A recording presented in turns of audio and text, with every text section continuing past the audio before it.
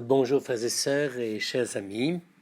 Nous voici donc dans ce temps tout à fait particulier, à partir d'aujourd'hui, vendredi 22.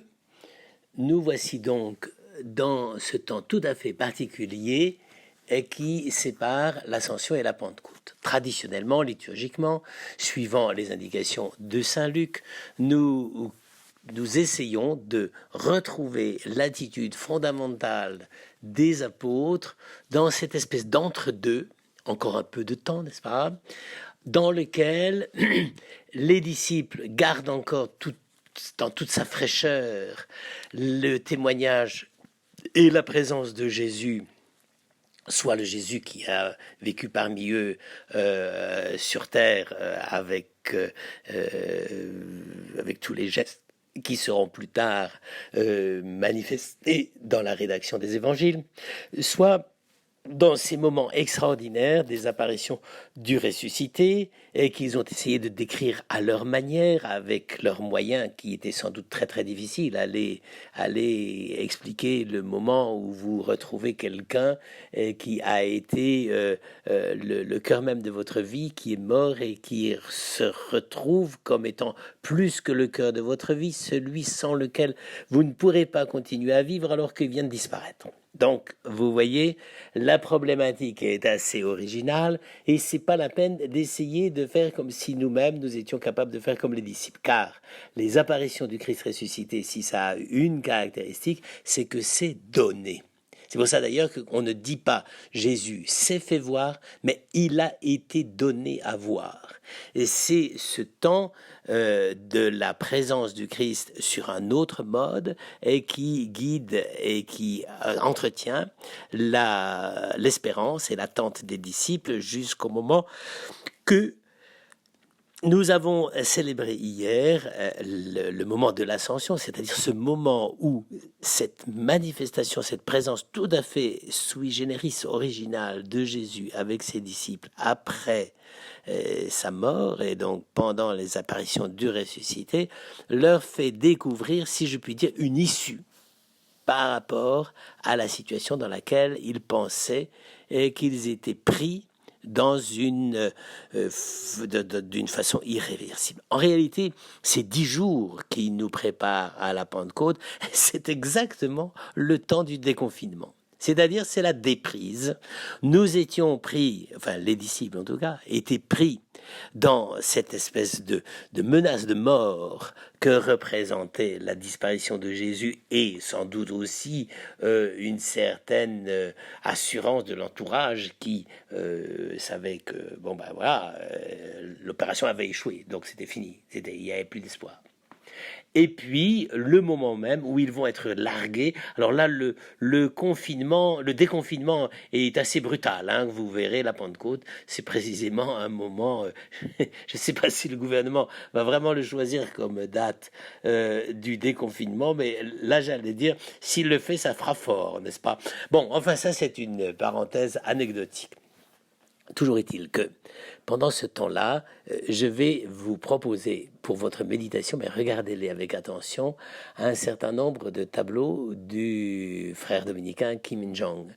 Ce sont des tableaux dans lesquels, avec comme l'art abstrait. L'art abstrait est capable d'exprimer des choses que la figuration n'est pas toujours capable de représenter ou de dire, n'est-ce pas? Ici, l'art abstrait, c'est une tâche. Enfin, il faut savoir que Kim, quand il peint ses tableaux, ça dure quelques minutes. Hein, c'est très curieux. C'est pas du tout ce qu'on peut imaginer. Et donc là, nous sommes dans cette espèce d'inspiration de la peinture comme mouvement. C'est la peinture comme mouvement à la fois de libération, mouvement d'ouvrir les yeux, mouvement d'émerveillement, mouvement de... Voilà. Et aujourd'hui, cette peinture, ce tableau, cette œuvre du frère Kim va être lu à la lumière de l'évangile de Saint Jean chapitre 17, 17e, de 11 à 19. Je vous invite à le lire tranquillement si vous avez le loisir, si vous n'êtes pas au volant de votre voiture, et à découvrir ce qu'il y a dans cette affaire. Vous avez le chapitre 17, c'est après que Jésus ait expliqué à ses disciples qu'il allait partir. Et donc, c'est le discours après la scène.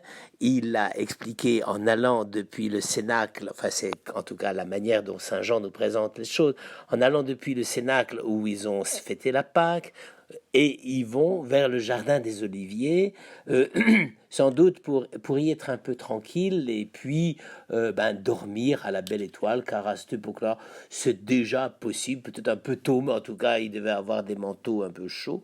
Et ils vont au jardin des Oliviers, qui est un endroit relativement tranquille, personne ne sait qu'il est là, et il faudra vraiment la trahison de Judas pour vous dire à la troupe, à la garde des grands prêtres, et c'est là qu'il est, c'est là qu'il faut venir le chercher. Mais toujours est-il que là, Jésus part avec ses disciples, et il leur fait ses confidences, c'est les dernières choses qu'il a à leur dire. Et donc, il leur parle. Et tout d'un coup, à la fin du verset 16, du chapitre 16, gardez courage, j'ai vaincu le monde. Jésus, tout à coup, leur dit, j'ai vaincu le monde, mais quoi? Eh bien, tournant les yeux vers son Père, levant les yeux au ciel, Jésus dit. Et dire, c'est extraordinaire parce que déjà simplement du point de vue de l'enseignement de la prière, ça nous apprend beaucoup de choses. C'est que Jésus était capable de passer du discours ou de la parole ou des confidences qu'il faisait à ses disciples directement à la prière à son Père. Ça, je pense que Saint Jean est celui qui a pu le remarquer et le souligner, n'est-ce pas? Quand on est en phase avec ses frères les disciples, eh bien Jésus à ce moment-là tout naturellement tourne son cœur vers le Père et va lui dire un certain nombre de choses. Et de quoi va-t-il lui parler?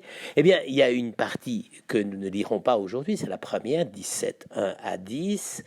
Celle-là, Jésus prie le Père pour lui, pour son avenir, pour ce qui va se passer.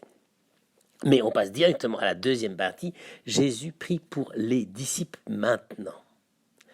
Et quand il veut prier pour les disciples maintenant, il veut demander au Père deux choses. Première chose, c'est la protection. Et la deuxième chose, sans être retiré du monde. Je ne sais pas si vous sentez, frères et sœurs, à quel point ces termes-là ont une force d'actualité étonnante. Être protégé, Jésus sent la menace et la fragilité et qui affectent la vie des disciples. Ils ne sont plus sur d'eux. Ils sont démunis parce que leur maître va disparaître. Donc ils n'ont pas la maîtrise de leur vie. Et Jésus dit à son Père, il pressente ce qui va se passer, que je vais mourir, etc. Il faut les garder. Il faut les protéger. Il faut qu'ils puissent continuer à vivre. C'est là que Jésus dit, moi je ne suis plus dans le monde, mais eux sont dans le monde, et moi je viens à toi. Voilà toute la situation. Jésus veut faire comprendre dans cette prière, qui peut-être est personnelle, peut-être est publique, on n'en sait rien. Je veux dire, on ne sait pas comment c'est géré cette affaire. Mais en tout cas, c'est moi je pars, eux restent. Et ils sont dans le monde. Et pour Jean, le monde, c'est pas d'abord cette espèce d'idée que nous nous faisons aujourd'hui, le monde méchant, dangereux, etc. Mais ils sont dans le monde. Ils seront plus avec moi. Moi, je continuerai à être avec eux, ça il l'expliquera plus tard. Mais ils n'auront plus cette espèce d'assurance d'être le petit groupe des disciples rassemblés autour de moi. Et donc, ça, voilà qui veut dire beaucoup pour l'Église. Si l'Église n'a pas conscience d'une certaine absence du Christ, eh bien, elle a très très vite fait de se prendre pour la présence du Christ lui-même. Or, l'Église est un autre Christ, d'accord, l'Église est Jésus-Christ et l'Église c'est la même chose. En attendant, l'Église n'est pas Jésus-Christ au sens où elle remplace Jésus-Christ. Que de fois on a cru que l'Église remplaçait Jésus-Christ, c'est pas vrai. L'Église vit avec cette blessure profonde qui est qu'elle ne tient pas la présence du Christ comme quelque chose qu'elle gérerait. Nous ne pouvons pas faire ça. Nous n'avons pas le droit de faire ça. Et donc, évidemment que c'est, comment dire, c'est frustrant. Et c'est comme si Jésus disait, bon, ils vont être dans une position de frustration absolument incroyable. Eux, les disciples, ils étaient là, ils étaient contents. Pour reprendre la terminologie de certains, ils n'avaient pas faim. Non, ils étaient comblés. Mais non. Et Jésus dit, attention, ils vont pas être si comblés que ça. Ils vont rester dans le monde. Et alors, est-ce que le monde va les détruire? Est-ce que le monde va les bouffer? Maintenant que moi, je viens à toi, qu'est-ce que je vais demander? Eh bien, je les déclare dans le monde, afin qu'ils aient eux-mêmes ma joie dans sa plénitude. Ça, évidemment, frères et sœurs, il y a des moments où c'est un peu difficile à avaler. Être dans le monde et ne pas pouvoir exercer toute la plénitude de la vie sacramentelle de l'Église, c'est frustrant, c'est vrai, c'est évident. Mais Jésus nous le dit, ça, on peut pas s'en passer. On peut pas annuler ça. Et Jésus sait bien que quand on est dans le monde, eh bien, nous sommes dans le monde avec, d'une certaine manière, le fait que l'absence du Christ se creuse encore plus en nous. Et donc, c'est pas la peine de simplifier les choses en disant Jésus est absent, mais tout va bien, on va trouver des compensations. Non, on n'est pas dans la compensation. On est dans le manque, on est dans la faim, finalement. C'est peut-être utile. Vivre dans le rassasiement perpétuel, c'est une chose. Mais vivre en connaissant la fin de la présence du Christ, c'en est une autre.